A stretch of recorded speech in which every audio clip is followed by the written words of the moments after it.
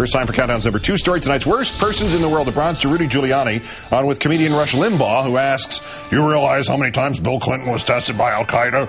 Every time Clinton was tested, he failed, and that's why they tested Bush on 9/11. To which Giuliani replies, yeah, and joins in the endless, desperate attempt by the lunatic far right to blame President Clinton for 9/11. Which is sadder even than usual for the former mayor of New York City, because in October 2006 he said that blaming Clinton for 9/11 was, quote, just wrong for many, many reasons, not the least of which is I don't think he deserves it. You've sold your soul.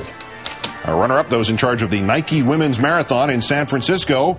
On Sunday, the race featured one of the most amazing things ever to happen in women's sports. An unheralded fifth-grade teacher from New York named Arian O'Connell ran the race in 2 hours, 55 minutes, and 11 seconds. Ms. O'Connell not only beat the entire field of 20,000 marathoners, but she beat the second fastest time by 11 minutes.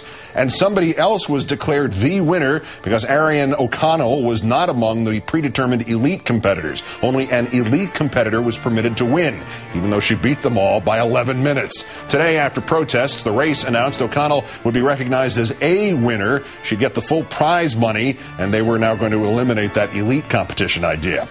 And our winner, Minnesota Congresswoman Michelle Bachmann, now saying she regrets going on hardball and suggesting there were, quote, anti-American, unquote, members of the House and the Senate, and that Barack Obama might be one of them, but it's Chris's fault.